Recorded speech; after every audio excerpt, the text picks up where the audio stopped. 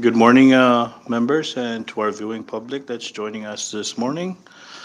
Let me first apologize on behalf of our chairman, Rep. Yumo, the vice president of the Senate Conference, Donald Manglonia, and the members of the conference, along with the support staff from the Legislative Bureau to the general public for the delay. And we thank you guys for your patience for allowing us to go through these exercises so we can come up with a solution to address the FY24 budget.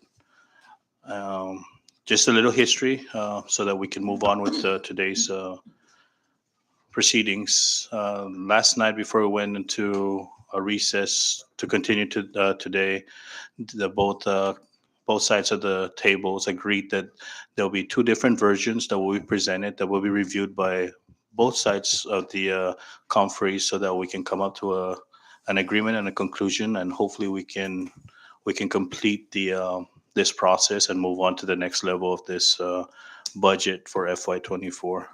And with that being said, I yield my time to the vice president if you have anything. Thank you, Acting Chair. Just for the record, who will be the alternate member sitting in for this?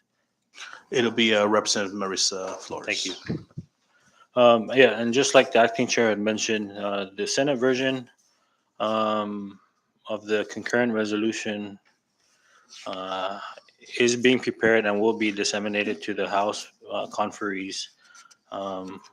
And we'll be reviewing both versions and um, discussing any concerns that both sides may have. On the Senate side, for the most part, the agreement was to suspend all earmarks except for MVA, and that would bring our available resources down to 114. And and so with that, we'll allow the House to review our proposal, and when we get back from recess, we can entertain any motion in terms of which version we'll be adopting. All right. Any other members from the Senate that wishes to make comments? If not, I yield back to you, Acting Chair. Thank you, Vice President. Any member from the House side that would like to? With that, motion to recess so we can review the versions that are in front of us and we can start deliberating on which version or what amendments or additional actions that we may want to take. No? No objections? Thank you. Recess for now.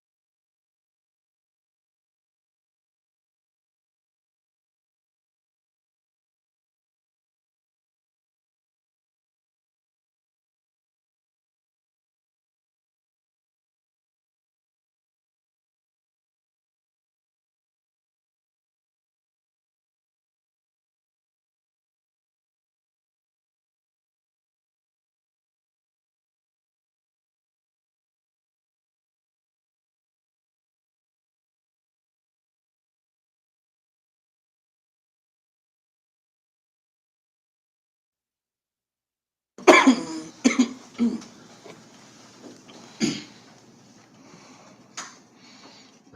morning again, colleagues, and to our viewing public. We're back from recess, and I believe that the conference committee has come to terms of an agreement to the concurrent resolution. Before we make the motion, we want to thank the conferees from the Senate side for the deliberation that started last week, Thursday, and through parts of the weekend and all the way to this morning. It's a long process, and it's a good exercise for both sides to come up and put our minds together to come up with some sort of solution so we can move forward with the FY24 budget. And for that, we are very appreciative from our side.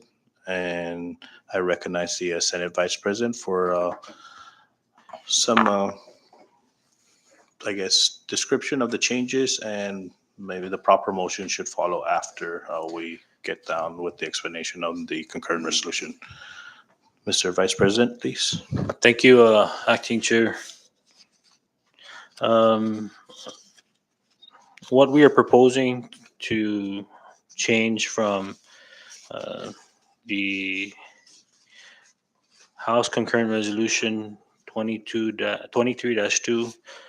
And I'll just go over each item that was added in and stricken. And so if we start off on page 1, line 13, we changed the term from reduced to corrected. So we're correcting the 172 million, and we're correcting that figure by essentially reducing that by 9 million.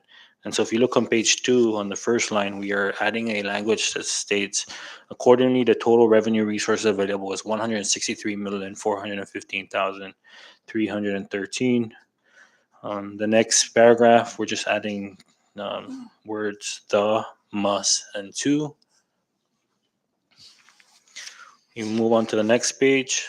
Based on our agreement, we are suspending all earmarks except for MVA, which leaves MVA at 4,584,654. If you go down on the same page to line 19, that the new figure of the total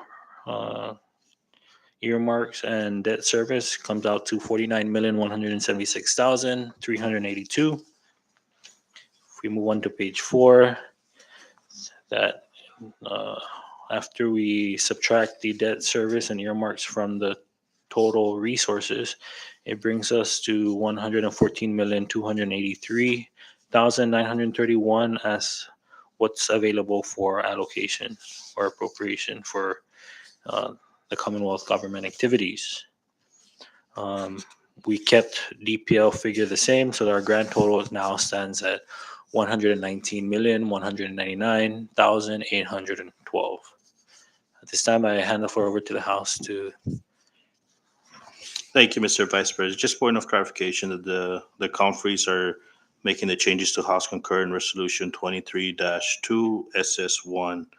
And the House version, from our side that we agreed with our counterparts from the Senate, we added a be it resolved provision that notwithstanding any other appropriations, earmark suspensions, or loss to the contrary, all earmarks are hereby suspended with the exception of the earmark in the amount of $4,584,654 to the Marianas Visitors Authority. Furthermore, the agreed amendment that both houses included in the concurrent resolution is that be it resolved that the actual revenue resources for appropriation is $106,257,955. But with the addition of suspended earmarks, the total resources for the appropriation is up to $114,238,931. And additional where be it resolved was included that any and all revenue generated or including but not limited to special and general earmarks through additional taxes, fees, or other revenue sources shall be reported to the legislature for appropriation purposes pursuant to 1 CMC 7604B2, including but not limited to local and federal resources pursuant to 1 CMC 7502. And that concludes. We understand that the last bid result that was included are actual statutes, but we want to make sure that we have this included in any language for moving forward so that we don't forget that this branch of government does the appropriation, not any other branch of the government. And with that being said, both houses have agreed to this version. Sorry, Mr. Vice President, did you raise your hand? Oh, right. So we agreed to the version, and I recognize the Vice President for the proper motion. Thank you, Chair. And with that, with all the actions taken by both the Senate and House conferees, I hereby offer a motion to adopt House Concurrent Resolution 23-2 SS1 CCS1. A motion has been made by the Vice President and has been seconded. Discussion on that motion. Ready? Uh, Can we get the roll call from the House side, please?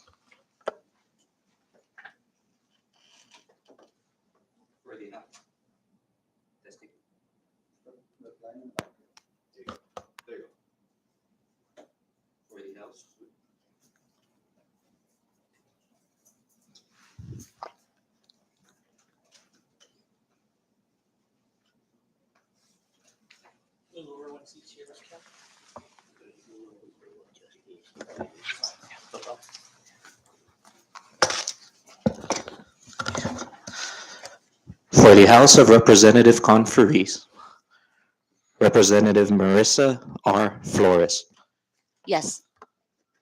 Representative John Paul P. Sablan, Yes.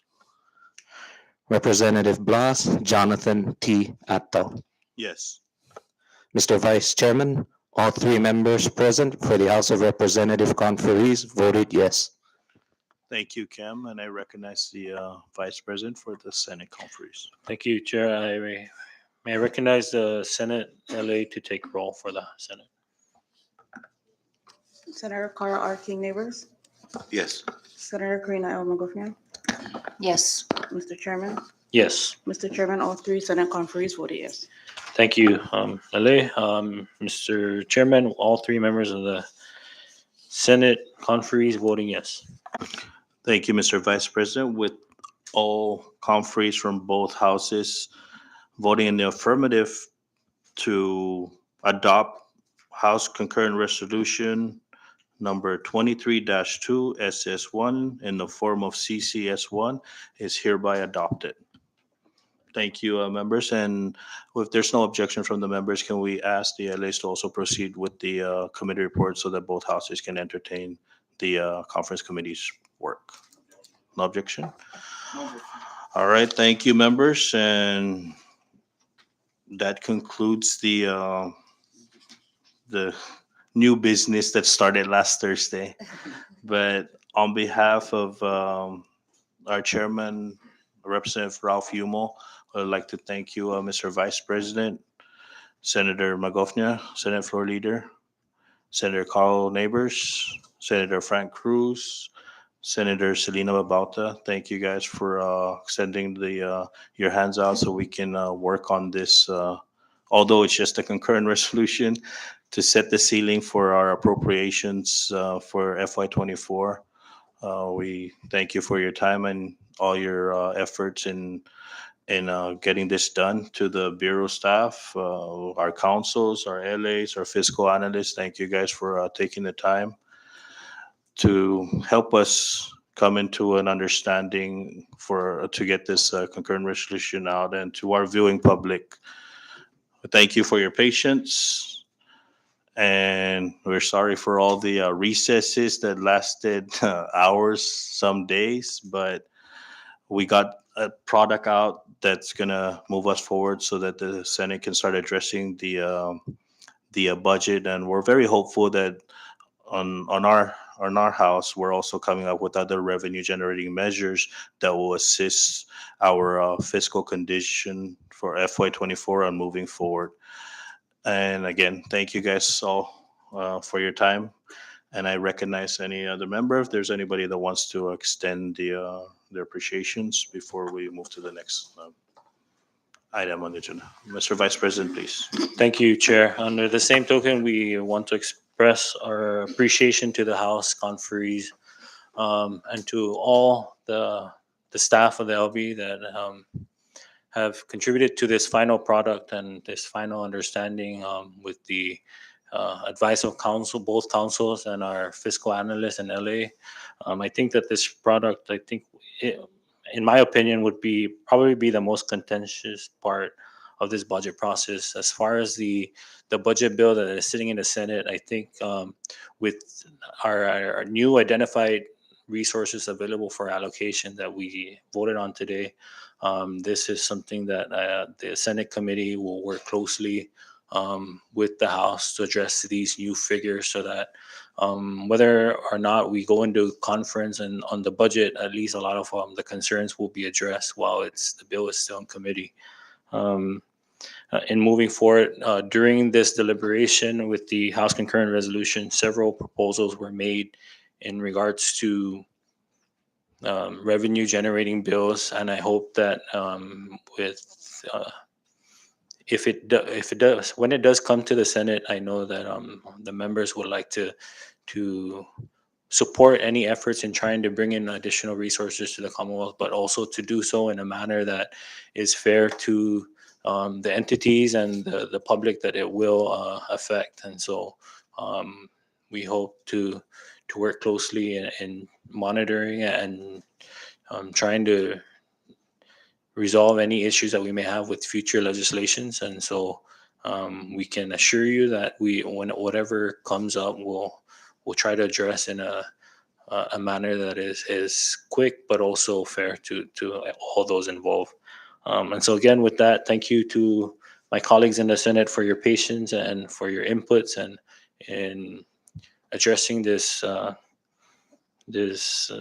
concurrent resolutions, which we will now begin our deliberations up in the Senate in hopes that we get a product out to the executive branch before the October 1st deadline. Thank you. Thank you, Mr. Vice President. Any other member? Rep. John Posabon. Thank you, Acting Chair. I do also want to thank our counter conferees of this Upper House Senate.